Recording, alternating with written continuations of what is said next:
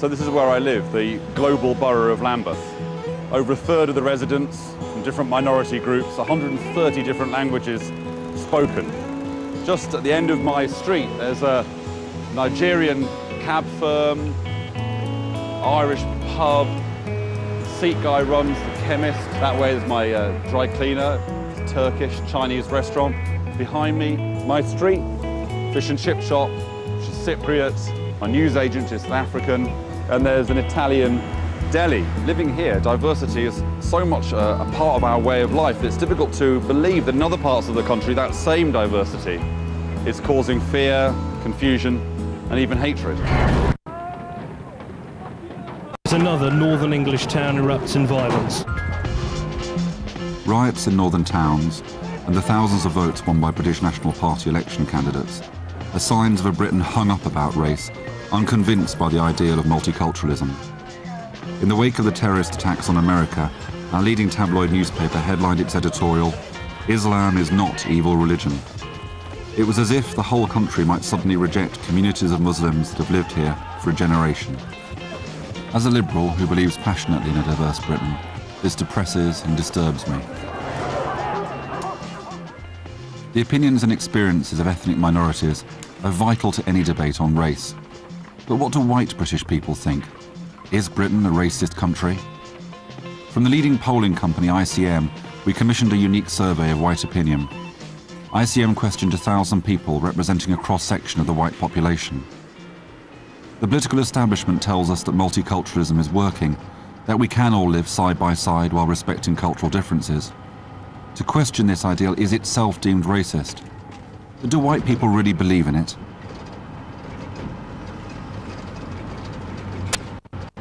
Armed with the results of our survey, I set out across Britain to find out.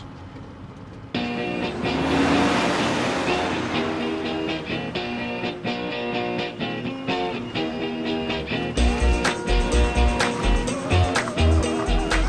have to say, I opened our survey of white opinion with some trepidation. But it was reassuring, in fact it was good news. The attitudes we associate with racism have been reduced to a tiny minority. Most of us think more should be done to promote race relations. Virtually nobody objects to a newsreader in a turban. We recognise that black people face discrimination at work.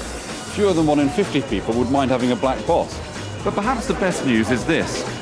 3 out of 4 of us think Britain is a better place as a result of its racial diversity. So our survey's first findings are both remarkable and inspiring. Britain seems to be a genuinely tolerant country. We used to do smoked haddock years ago and lots of cod sales and stuff like that, but it has changed over the years to more exotic species. If we don't sell a whiting one day to an Englishman, we'll sell a snapper to a West Indian. Right. The African people like those. Right. It's a lot of African sales. And also the red ones, the red tilapia, and the South Americans like them. Stocks of fish comes in from the West Indies, as well as the butterfish. Yeah, sort of United Nations of fish. Brilliant. Since the 1960s, public policy has gradually moved away from assimilation towards multiculturalism, away from forcing people to adopt British culture and traditions, and towards allowing them to keep their own. Brixton Market, down the road from my home, seems to show how successfully this approach has been implemented.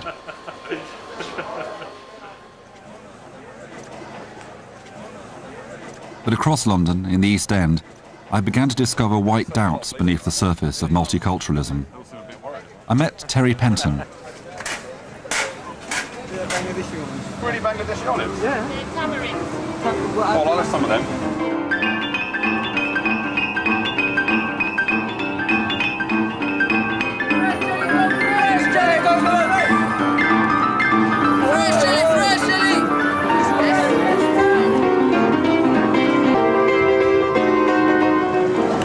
That's for sure. Not eating that. Oh, no, I don't eat it. It's gorgeous. Multiculturalism. Very, very fattening. We'll make a successful multicultural society in this country. We can't do the Bengali people can't do alone. We need you and you need me. Terry said that 20 years ago he used to demonstrate against the National Front. He liked the idea of living in a mixed area. But Terry's views have changed, and now he's moving out to the suburbs. So there's not many local people at Whitehall? No, hardly any. It's very trendy. The local communities just don't mix. Just not mixing. These are people who come here imported for the day, and then they all go back this evening. This looks pretty mixed to me. You've got an Afro-Caribbean stall there. You've got Asian, Indian stalls here. You've got Jewish bagel shop up there. Yeah. You've got young white trendy coffee bar up there. Where's the pie mash stall then? And jelly deal stalls? Well, there's a pub around the corner that says it's doing jelly deals. No, it's not. It is. There's a sign for it. Terry's culture was alive and well, and not just being enjoyed by traditional East Enders. What do you make of this? Oh, it's Terry. wonderful. By the Spitalfields, it seems a bit cut off from the rest of everything else happening today, though. It's mainly, well, it's 100% white when it shouldn't be. It should be multiculturalism is there as well. But it's, as I was saying before, it just seems us and them. There's not a mix. For Terry, the curry festivals and trendy coffee shops are just a facade. Once the day trippers have left, the reality of the East End is of segregation and violence. He claims his 3 boys have been beaten up by Asian gangs. The East End was quite a nice place to be brought up and live. Because of all the tension, poverty that's here, that's no longer the case. Is it you that's changed or the East End that's changed? Maybe a bit of both. Walk down Brick Lane, looks like the model of multiculturalism. People go there on a Friday, Saturday night for a curry or whatever. You know, it's become a sort of trendy place. But you said your sons wouldn't walk down. So why would your sons not go down Brick Lane? In fear of attack. That they would be attacked. They could walk down there 100 times and never be attacked, but there could be that one chance, like my son did, walk down there and he was attacked and knocked unconscious. And we're talking about a 14-year-old boy. Do you think the sort of people down Brick Lane, the sort of trendy people, do you think they understand where you're coming from? No, I don't. They'd probably think I was a racist. But they're not white working class. They're white middle class, upper middle class people, the trendies as we call them, that can come in and come out. The true East Ender has always been warm, funny and accepted other persons. However, that is changing because the so-called true East Ender is growing intolerant and they are feeling left out by a pretty much new wave of immigrants that are coming into the borough. It may be seen as quite an extreme view, but I would go to the extent of saying that the indigenous white population is being ethnically cleansed.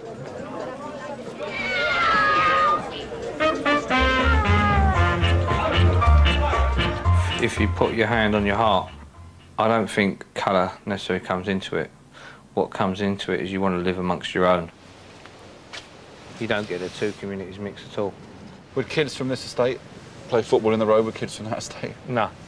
Why not? No. Just doesn't happen. Just doesn't happen. Terry is a successful building contractor. He took me to where he was building a new extension. Up on the roof, I talked to one of his workers. His resentment was much closer to the surface. I've got Asian mates, brilliant, come to my house, have a tea or a beer, same with like coloured guys. I don't even look at them as a Pekki or a black man or a Chinaman or a Jew. I don't look at them like that because they're decent enough fellas. But you try living next to one when he's knocking up a curry elephant or something like that, and the window's open in the window. It never works. Too many differences. It's too much resentment. Never work? Never No. ever? I don't think so. I don't want my kids just coming home and speaking Punjabi. What for? They're in England. They speak English. Learn English. So it's all right as long as they adopt our ways? Yes. You're seeing in parts of the country, Bradford and that, where that melting pot has ignited and it has gone off up there. And I think people fear, when that happened, people were expecting the same thing around here to happen. Some people saying like, you know, Custer's last stand, we're surrounded by Indians, and let's get the rifles out. For people like Terry Penton, those of us who come here for a late night curry or a bagel are sort of multicultural tourists, enjoying all the good things, but not having to cope with the sorts of problems he has to cope with living in a genuinely diverse society. Now, I can understand where Terry's coming from, but when you talk to him, you see something else that confirms what we saw in our poll, that his expectation is that Asian people should fit in with English traditions, that it's all very well to have a couple of Asian friends, but people have got great misgivings about living in areas which are genuinely mixed. So maybe both the teeming streets of Brick Lane on a Friday night full of middle-class people enjoying the occasional cultural experience and the attitudes of Terry and his friends are two sides of the same phenomenon. Terry's experiences and the way he's interpreted them are dispiriting. But this story of white people seeing themselves as victims is repeated a long way from the mean streets of the East End. Despite huge differences in the numbers of ethnic minority citizens in different parts of the country, our survey found similar concerns repeated across Britain. Discrimination is discrimination, and just because you're white middle class doesn't mean you can't be discriminated against.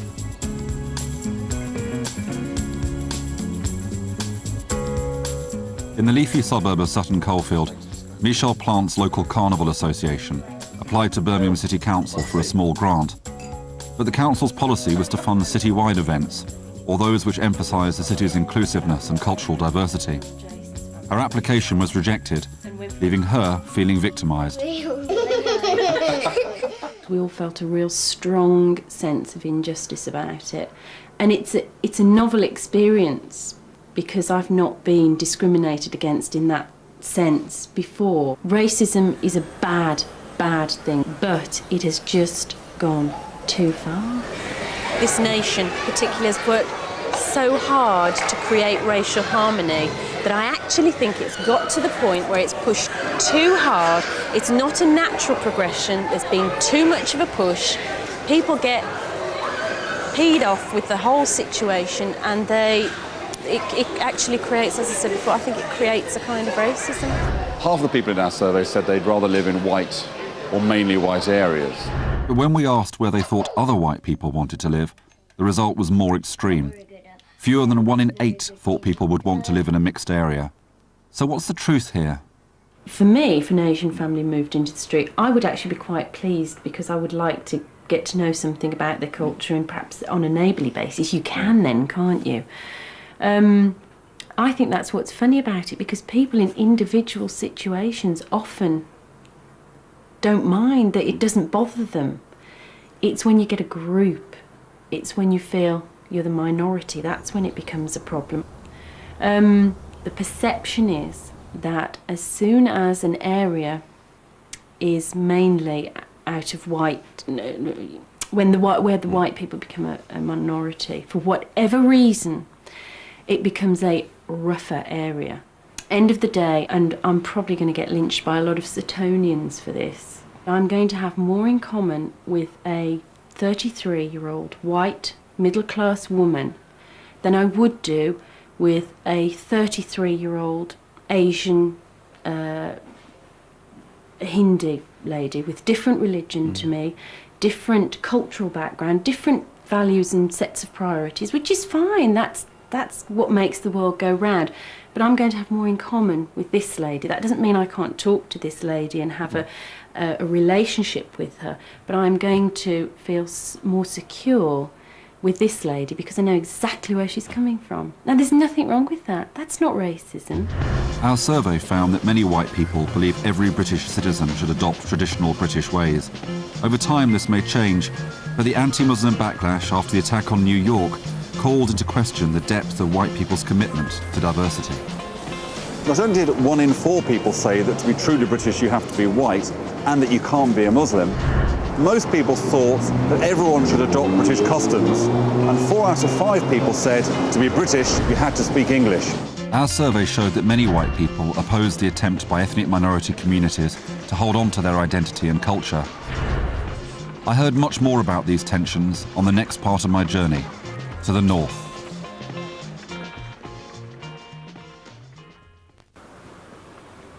Bottom of Lovell Park Heights. My mother brought me to live here when I was 8, after my parents separated and she started a degree at Leeds University. Smells don't change. It's like someone cooked a meal the day the tar block opened, and it's been smelling of that meal ever since. My mother could stand here and watch me in the playground of the school that's down there. Although the school's gone, there's still a fence that went round the school, but now it encloses new housing. My memory is of a wall separating the main school from a unit for children who had just arrived from India or Pakistan. Only when the immigrant children had learnt enough English were they allowed to cross the wall. This was the front room, always full of hippies from Leeds University, listening to the Rolling Stones and eating and burning joss sticks, and maybe other things. So the bathroom and the loo, kitchen, same as they were. This room was my mother's bedroom, and this room was my bedroom. I remember crying myself to sleep in this bedroom because Leeds United, which was my football team, which has lost to Chelsea in the replay of the cup final. And that was the year they were supposed to win everything, and they won absolutely nothing. The strange thing about coming back here is it makes you aware of how much it's changed in 30 years.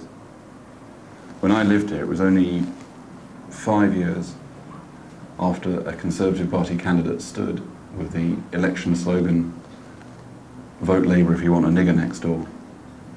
Now, no politician would use that sort of language, no mainstream politician. No one now would dream of building a primary school and putting a wall across the playground with Asian children on one side of the wall and white children on the other side of the wall. But while those walls have been knocked down, when we go to Bradford, Blackburn, there's different sorts of walls, and they're not getting knocked down, they seem to be getting higher. When we think about diversity in Britain, we often assume that every area with a large non-white population is the same. With our largest Pakistani community and a white population mainly born and bred in Yorkshire, Bradford is less multicultural than duocultural. Over recent years, a string of reports have highlighted the pressures that are driving this city into two segregated camps.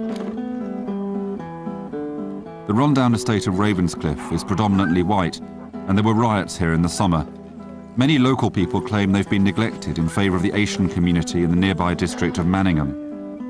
John Bolton has always lived here. It sounds like I'm pointing a finger and blaming. No, that's what people feel.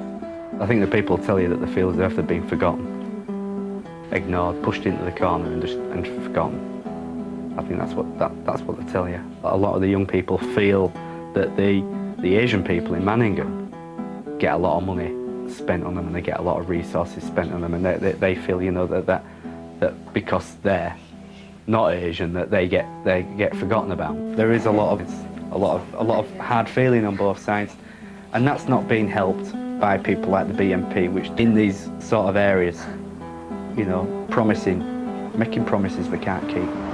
To put it in very basic terms, my kids have been given a pile of rubble to play with, and nothing else. Nobody dares say this because, you know, you'd be branded racist. Yeah. But they see a lot of money going into Manningham. I could take you to Manningham Park, show you how beautiful Manningham Park is. It's difficult to establish how Ravenscliffe might be losing out to Manningham, but John's other concerns are more personal and more concrete. The school was right here. It was a lovely school, big school, and it was a good mix from all backgrounds, and, you know, Asian, English, everything, and they just pulled it down.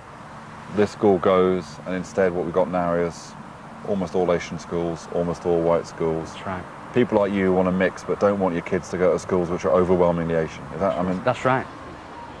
Back at John's house, I asked his wife, Michelle, and his daughter, Samantha, what they thought. Basically, I thought that Samantha would feel out of it. Yeah. You know, being in a minority, in an Asian school. I have to be really careful what I say here, you know what I mean? That's I'm not fine. really supposed to. No, you don't be, have to be careful. Um, Every parent, there's not a parent in the country who doesn't agonise about which school to send their kids to. Michelle's concerns about schools in which white children are a minority were reflected in the opinions of people across Britain. In our survey, we asked people, what sort of school do parents want to send their children to? 4 out of 10 said an all-white school, and fewer than 1 in 10 said a very mixed school. In the wake of the summer riots in Bradford, Home Secretary David Blunkett was in town for the day. He agreed to meet John during an official visit to an Asian youth centre. John began by asking him about growing segregation. First of all, it's a pleasure to meet you. Thank you. I'm a big fan, actually. I just wonder, see, I've lived in Ravenscliffe all my life, and there seems to be a divide that's growing. The way the children just seem to be separated and the entire community, and I just wonder if you've got any concerns over this at present. Should we have ethnically divided schools? Can we have faith schools for Islam and Sikh community and Hindus when we have them for the Jewish and for the various Christian denominations, or would that create a divide? Faced with that contradiction, I modestly agreed to some schools from faiths coming in to the state and being part of it, but by doing so, risked actually continuing to reinforce that divide. So I plead guilty to the contradictions and to the schizophrenia, if you like, that we're all faced with. The government schools white paper has since heralded plans to encourage many more faith schools, but over half those we surveyed opposed the idea of state schools for ethnic minority religions. There could be a real backlash against the government's proposals. Nobody seems to want Bradford to be dividing, but it is dividing. They're building this big, big wall, right from the very youngest of your generations up. You need to stop separating people. You need to take that invisible wall down. Get people back together as a community. I mean, it won't be easy. It won't be easy, and I don't know how to go about doing that. But you'd certainly stop. You'd integrate the schools. Absolutely. That's where I'd start. We young people. It has to be that way. It can't be any other way. Is the increasing segregation of Bradford affecting the attitudes of young people? Our survey found that the young are significantly more likely to welcome the greater diversity of Britain. But John's daughter, Samantha, tells a different story. You're the sort of next generation of Bradford. Do you think it's going to get more divided? Do you think less mixing? Yeah, less mixing. I think it's going to get worse. It's not how it is. So Samantha, do you think you'd marry an Asian lad? No, I don't like Asian lads. Why? Well, they come down in really nice cars and that lot on the street with music blaring out and that, and then everybody wonders why they get loads of money, and they've got like loads of money up Manningham and stuff like that, and everybody just wonders why, and we've got nothing round here at all, and they've got it all. Yeah. We don't think it's fair. And they're all the same? More or less, yeah. Everyone that I've met, they are, yeah. That's pretty grim, isn't it? What Samantha said shocked me, actually. Hopefully I've taught her to be very broad-minded, to make judgments not on race, but judgments on individuals, on how they see a person, not a race or a colour. But she stereotyped, and that shocked me, did that, the way she had a general attitude towards Asian boys. And I was quite taken back by what she said. Some of the things John says might raise eyebrows at a Liberal dinner party, but I believed him when he said he had tried to bring Samantha up to be tolerant. Something else lay behind her prejudice. Maybe it was watching her neighbourhood deteriorate, but it was also the segregation of her city.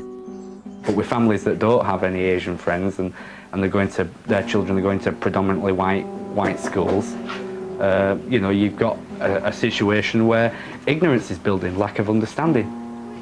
And what we don't understand, we destroy. The problems caused by segregation in Bradford are mirrored in other northern towns. Here in Blackburn, an apparently innocuous council policy aimed at encouraging new businesses backfired. The council grants a rent reduction to all stallholders introducing a new product. A Turkish stallholder was given the reduction for providing halal meat slaughtered in the way required by Muslims. The established butchers, and many of their white customers, concluded that it was now they who were the victims of race discrimination. I'm a butcher, I'm not a politician. A large population in Blackburn is of ethnic background who, by nature of their religion, they can't shop with us. Yeah. So we need a halal meat butcher, and I've no problem with that at all. When the halal butcher arrived in Blackburn, Whitakers were the first to give him a job. When he arrived in this country from Turkey, we were the first people to offer him legitimate employment at Whitakers Butchers. Yeah. And his English was poor, but he was a good halal meat butcher, but he didn't know the traditional skills. We taught him those, and he learned quite a lot of English from us, which was difficult with my Lancashire accent, but it was good fun, and we actually became friends. Yeah. He left here to set up a halal meat stall, which is fine. What we want is a level playing field. We want all the butchers to pay the same price. That's all. And the reason you haven't got a level playing field is because one butcher's being offered cheap rent, and all the rest of us have to pay full rent. How did it become a race issue then? Well, it wasn't a race issue, but they seem to be backpedaling all the time and saying, look, this thing is going to blow up out of all proportion if we don't, you know, if we don't let this lad have it at half price or whatever. And so when people read the evening paper and customers came round, then they make it a racist issue because everybody says, well, this lad's getting our price rent, it's not fair on you. So all of a sudden everybody's talking race, you see, and that's totally wasn't the contention when we started. There needs to be halal meat butchers in the market because we're missing out on a large section of trade. We want halal meat butchers, but on the same rent, because our customers can shop with a halal meat butcher, but it doesn't work the other way around. In places like Blackburn, white people often say that the council gives special privileges to ethnic minorities. It's a charge the council denies. I have to say there were some accusations at the time that we'd only given this man his 50% rent reduction because in fact he was Asian, and I can assure that's not true. What would have happened if he'd been an organic butcher? He would have got the same concession.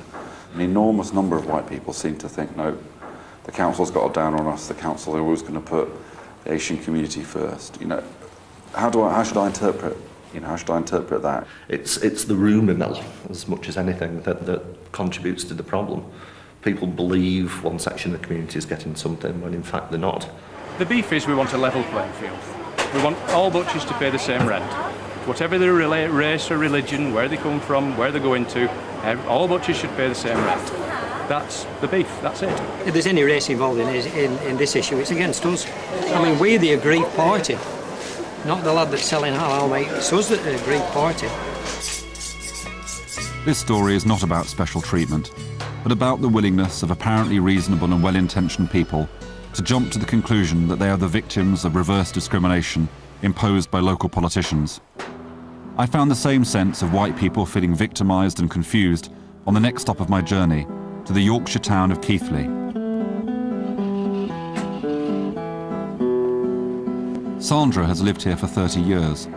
Their daughter Karina was born here. They say they welcome their area becoming more mixed, but now they claim that local Asian children are out of control. A couple of weeks ago when I came here, there were some Asian children here trying to set light to the door. It's part of a feeling of being under siege. I was brought up to respect religious buildings, whether they be, you know, a mosque or a church or whatever, and I find that kind of attitude difficult to understand. The door is locked while the service is on, and that's not true in other churches. So if I arrived late for the service, I wouldn't be able to get in? No, you wouldn't. You could knock on the door and someone would come and answer it to you. But you have to lock yourselves in? Yes, yes. The Asian population in Keighley is still very much a minority, but to listen to Sandra and Karina is to be reminded of Terry's talk of being surrounded in the East End. White children vandalise churches and white lads hassle women, but living in a divided community, Sandra and her daughter see everything as a race issue. Just across from here where we live, it's become wholly Asian. There's hardly a white person in that area now. And the park where I used to take Karina when she was little, you wouldn't dare go in now because it's considered an Asian park, and there's a sense in which people say this is our territory now quite openly, and that's a huge change from feeling all of this area was available to us. It isn't now in the same way. It feels very threatening and unpleasant. I just remember more, I don't know why, but I was walking in town and they said something to me in front of you, and it was like I couldn't even really say anything to you about it because it was just, I was so embarrassed about it. It was just, I just couldn't believe that. It's like, but she's my mother. It's just, you can't say that in front of somebody like that. And now it's just become completely normal to say things to older people and, you know, people who you think deserve some respect. Years ago I felt like I had some protection, at least if there was somebody male with me, but now that's gone. What sort of things would they say? Well, I mean, sexually abusive comments and just derogatory things about being white and female and a prostitute and upsetting things. But it's just been more than just abuse, because you were indecently assaulted, which is a physical attack. It's not politically correct to say there's a problem here. You know, I felt for a very long time you could not say has been a big Asian lads are becoming more and more aggressive towards women on our streets, girls and women. There's been no forum for it at all. You couldn't even tell anybody. The feeling that you have no respect offered you has undermined just about everything that I have believed in.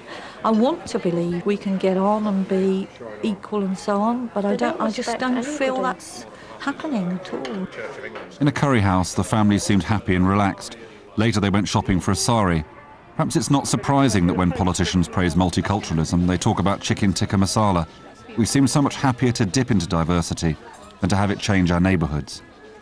It'd be nice if we could learn from our differences and gain something from it, accept that we are different and see that as a positive thing, because by saying that we're all the same, you know, if we were all the same, the world would be a terribly dull and boring place. So if we could see it as a good thing that we're different, then I think a lot of things would be a lot easier. What we're saying in Britain is everybody should be allowed to be just how they are and not to impinge on anyone else, but it's about learning and growing and hearing all sorts of things and letting other things come in. But if you want the doors shut and your ears shut to other cultures because they might actually harm you, there isn't any way of moving forward out of that. This would be quite stunning, I'm sure, in that. It's a lovely colour as well. You have to have some practice. You have to have some practice at doing it. These did not look like people living under siege. But what Karina and Sandra had said also made me think that the commitment of white people to diversity is often fragile. The thing that ends up making me feel really desperate, really angry, is they keep saying they don't think they're allowed to talk about it. They don't think they're allowed to express their concerns.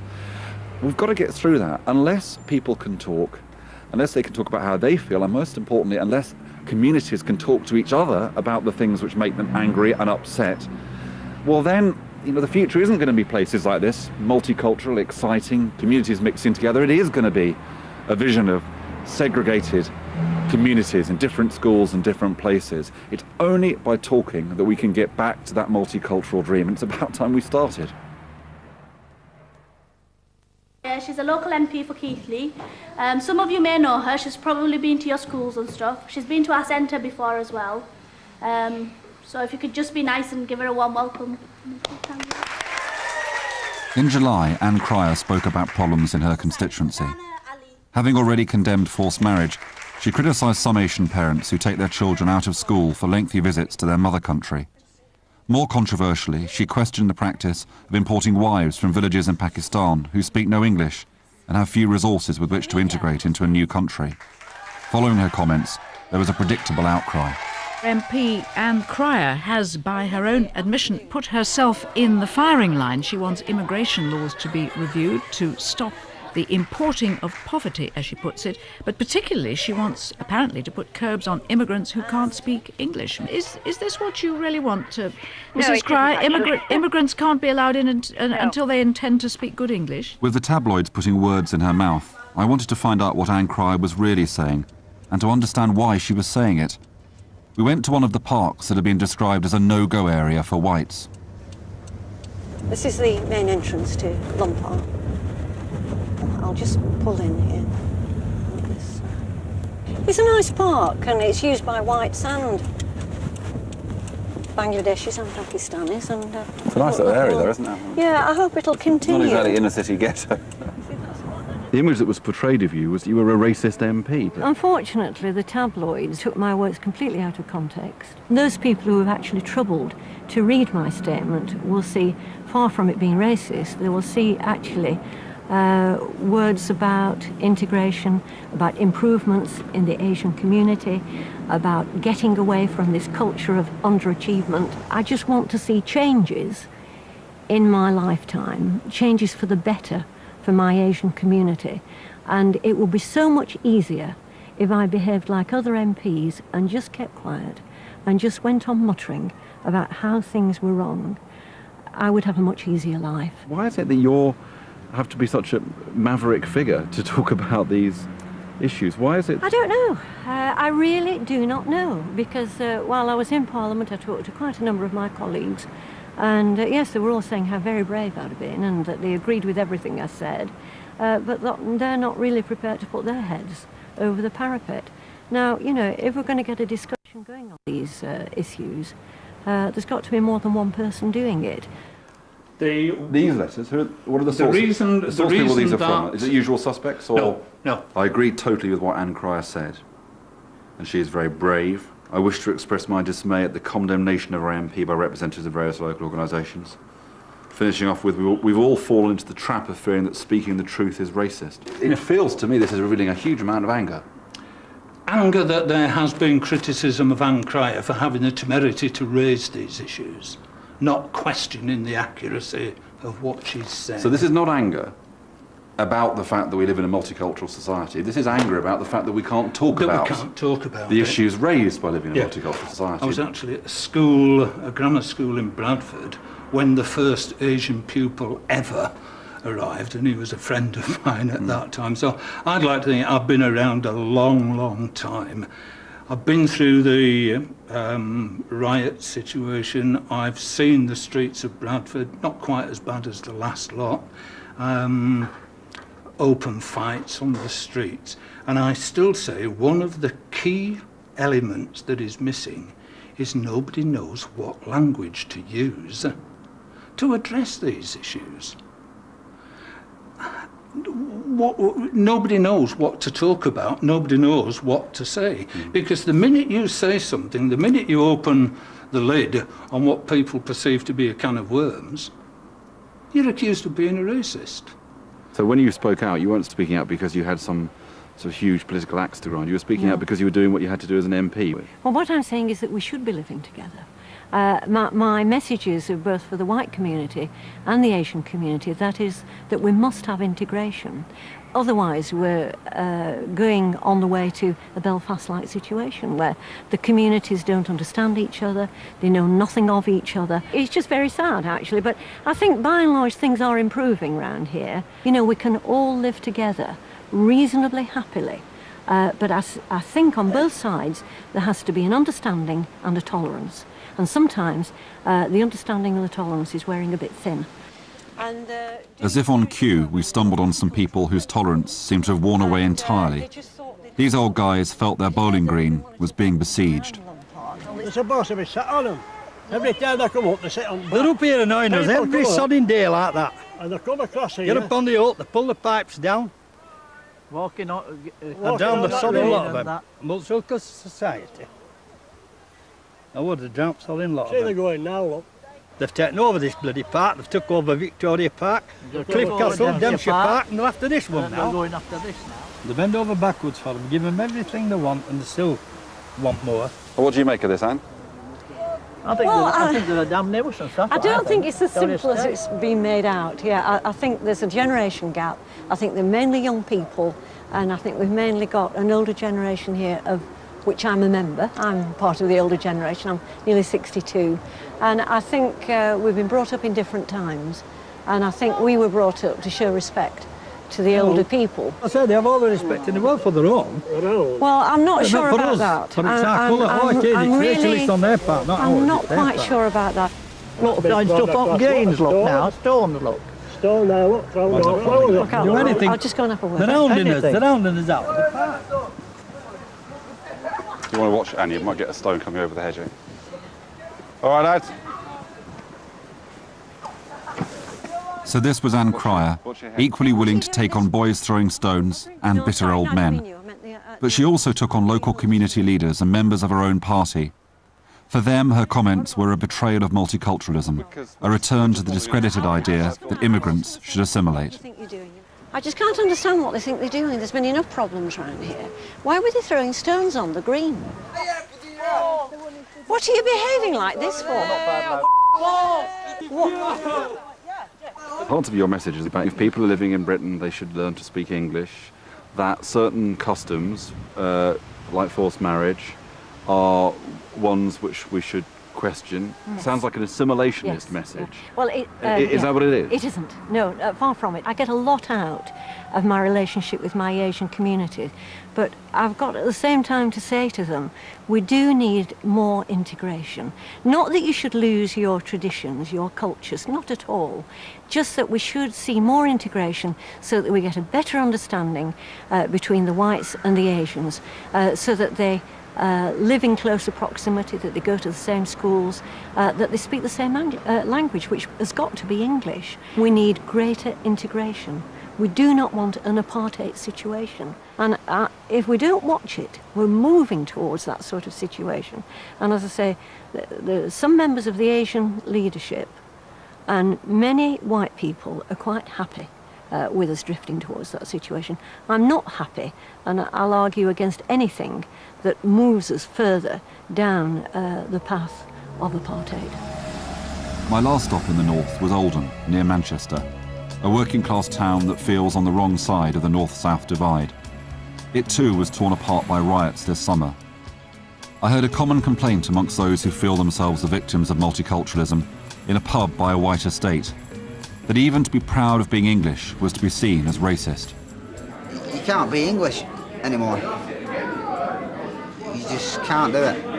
Because if you do? Because if you do, you're branded as a racist. It can only get better. I don't think it can get any worse. How do you feel about that? It's going to get worse.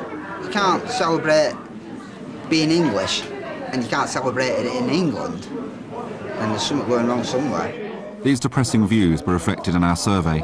2 out of 3 said there would be as much or more racial prejudice in 5 years' time. And in the same pub, we stumbled across some people who would never be happy to live in a mixed country. My mum and dad would not like it if I went home with a packet. If I ever have a lad or a girl or anything, I will tell her exactly how I feel, and then it's up to her. I'll give her the choice, or him the choice, to do what he wants. But I don't agree with this race mixing. They live off us. They don't come over here to give us anything. They come over here to exploit us, to get anything they can off us. What do they give to us? They own the mobile phone shops, they own the kebab houses, they own the taxi ranks, they own every single corner shop that you look at. So it sounds like they're making a contribution to local business, eh? It is. Big time. It's all a big racket. But isn't they bringing money into the area? We don't get their money. own community. So when the riots were going on, it was all them that got to speak. There was no white people that spoke on the TV programmes. It was always Pakistanis and how hard done by the are. We're getting, to put it bluntly. To me, they're over here in Oldham, the Pakis are more racist than what we are. My experiences in places like Oldham made me return to South London with a sense of relief. But they also made me ask just how integrated my own community was. Surely here there was no segregation.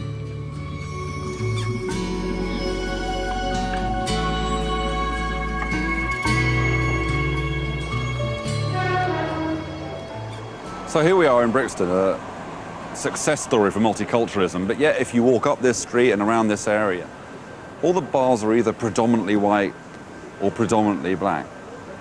The question is, why is this happening? But also, does it really matter? This, after all, is the multicultural vision. We can eat our own food, dance to our own music, mix with people who share our tastes. Poignantly, the buzz, the mix, the diversity here reminds me of that most multicultural and successful of cities, New York.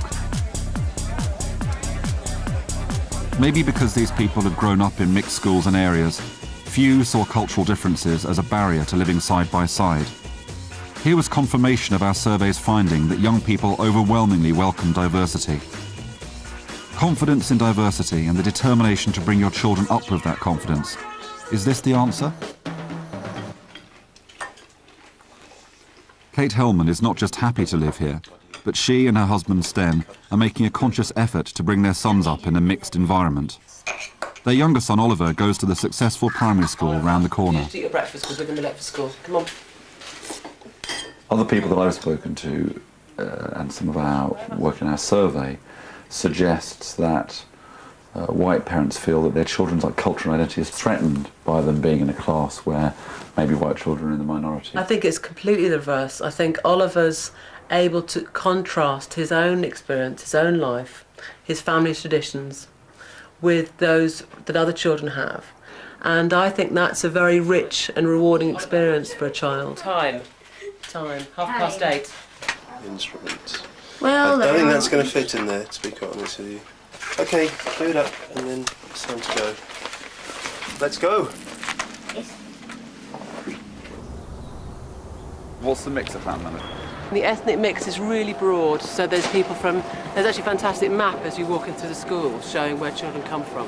Yes. And there are children from China, Bangladesh, India, every state of Africa, South America. There's been talk around South London about having schooling for just black children, for just Afro-Caribbean schooling, and that terrifies me because I think the exchange between different cultures is important, and it has to start in school, and it has to start by children sitting next to each other and having the normal exchanges that kids do in school for them to grow up understanding each other. See you later. See you a bit later. Off you go. You can go up. It's the first day of term, and Oliver's brother Luke is making the journey to his new mixed secondary school in Putney. How would you have felt if your parents had said to you, well, we're sending you to this school, and by the way, it's all white? I would have been angry and disappointed because, well, I can't do anything about it that much. Children don't have very much power really over their adults and their parents. So they can't say, no, I'm not going to that school. They just have to say, okay, I'm going to that school. That's all settled then. I do envy my children. The most sort of culturally diverse thing we had is a teacher starting the next year who's from Warwickshire or something, For Luke and his parents, anything other than a mixed school would have been second best. But in our survey, only 1 in 5 people said they would have made the same choice. It's a sobering thought. My oldest son is the age now I was when I lived in Leeds. The school he and his brother go to is very mixed, and there are no walls across the playground.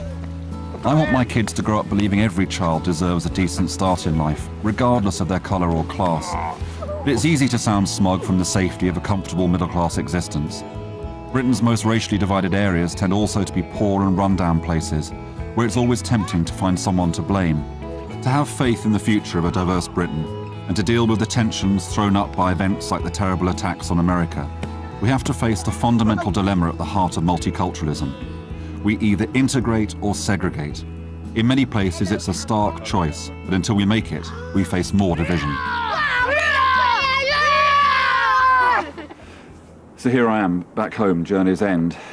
And what has the journey meant? Well, something learnt, something that made me angry, and something that confirmed what I believed in the first place. What I've learnt is that there's no such thing as multiculturalism in Britain. It's different in every single place. There's lots of black and Asian people here in Lambeth. There's lots of Asian people in Oldham and Bradford, but that's just about where the similarity between these places ends. The thing that surprised me is how angry I got about how Anne Cryer had been treated. Here's a woman who's really fighting for integration in her community, not assimilation, but yet she got vilified in the papers and by parts of her own party. If people like Anne Cryer can't talk about their concerns, if communities can't talk to each other about the things that they're worried about, then I fear the future in places like Keighley and Bradford is of more division. It is of those places starting to feel and look like Belfast. And the thing that's been confirmed for me is that we still turn to race too often when things start to go wrong in our lives. We still haven't really owned a sense of multiculturalism. We still don't feel this diversity as part of our own identity. And we have to make that commitment if we're going to have the debates that we need to have and truly make our country multicultural.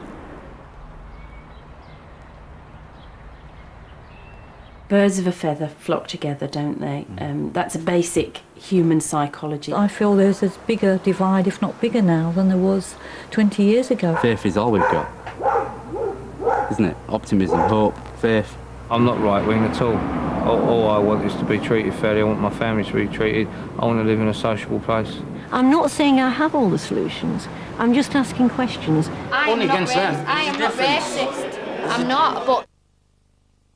But to a West Indian, are they African people like those? Right. There's a lot of African shells. And also the red ones, the red tilapia, and the South Americans like them. Stocks of fish comes in from the West Indies, as well as the butts of fish. Yeah, sort of United Nations of fish. Brilliant. Since the 1960s, public policy has gradually moved away from assimilation towards multiculturalism, away from forcing people to adopt British culture and traditions, and towards allowing them to keep their own. Brixton Market, down the road from my home, seems to show how successfully this approach has been implemented.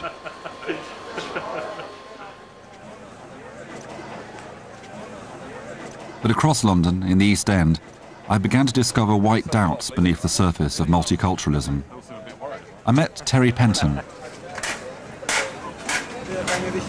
Really Bangladeshi olives? Yeah. Tamarind. Oh, I'll have some of them.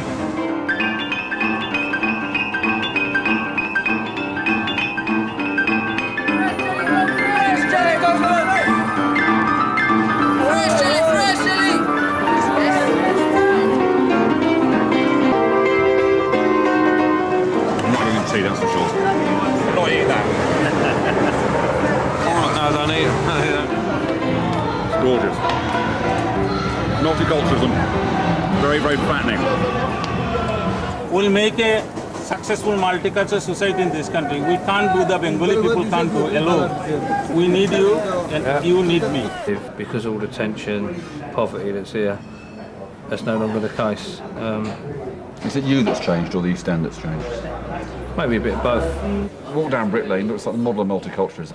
People go there on a Friday, Saturday night for a curry or whatever, you know, it's become a sort of trendy place. But you said your sons wouldn't walk down. So why would your sons not go down Brick Lane? In fear of attack. That they would be attacked. They could walk down there 100 times and never be attacked, but there could be that one chance, like my son did, walk down there and he was attacked and knocked unconscious. And we're talking about a 14-year-old boy. Do you think the sort of people down Brick Lane, the sort of trendy people, do you think they understand where you're coming from? No, I don't. They'd probably think I was a racist. But they're not white working class. They're white middle class, upper middle class people, trendies as we call them, that can come in and come out. The true East Ender has always been warm, funny and accepted other persons. However, that is changing, because the so-called true East Ender is growing intolerant and they are feeling left out by a pretty much new wave of immigrants that are coming into the borough. It may be seen as quite an extreme view, but I would go to the extent of saying that the indigenous white population is being ethnically cleansed.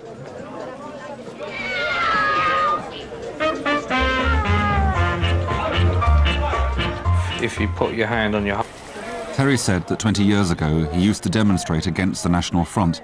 He liked the idea of living in a mixed area, but Terry's views have changed and now he's moving out to the suburbs. So there's not many local people in Whitefield? No, hardly any. It's very trendy. The local communities just don't mix, just not mixing.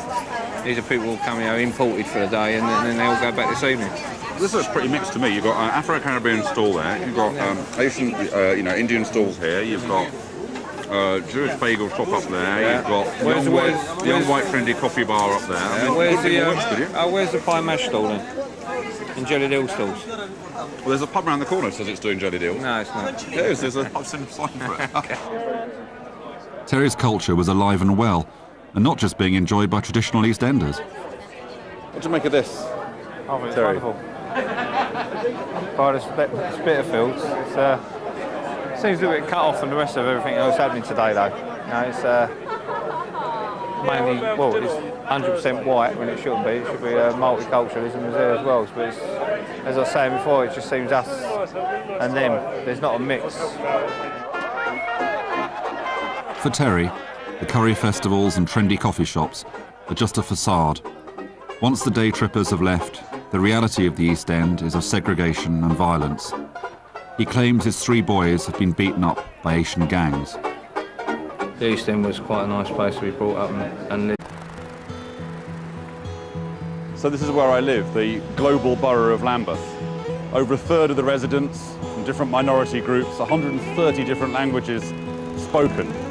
Just at the end of my street, there's a Nigerian cab firm, Irish pub, Sikh guy runs the chemist. That way is my dry cleaner, Turkish, Chinese restaurant. Behind me, my street, fish and chip shop, which is Cypriot. My newsagent is South African. And there's an Italian deli. Living here, diversity is so much a part of our way of life. It's difficult to believe that in other parts of the country, that same diversity is causing fear, confusion, and even hatred. Another northern English town erupts in violence.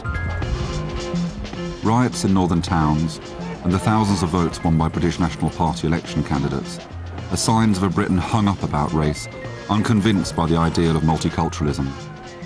In the wake of the terrorist attacks on America, our leading tabloid newspaper headlined its editorial, "Islam is not evil religion." It was as if the whole country might suddenly reject communities of Muslims that have lived here for a generation. As a liberal who believes passionately in a diverse Britain, this depresses and disturbs me.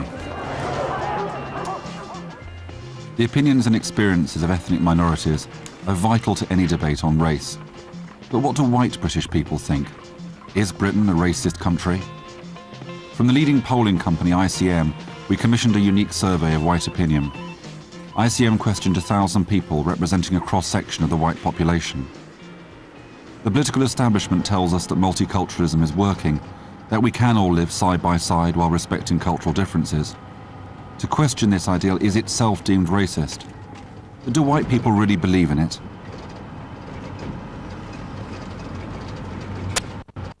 Armed with the results of our survey, I set out across Britain to find out.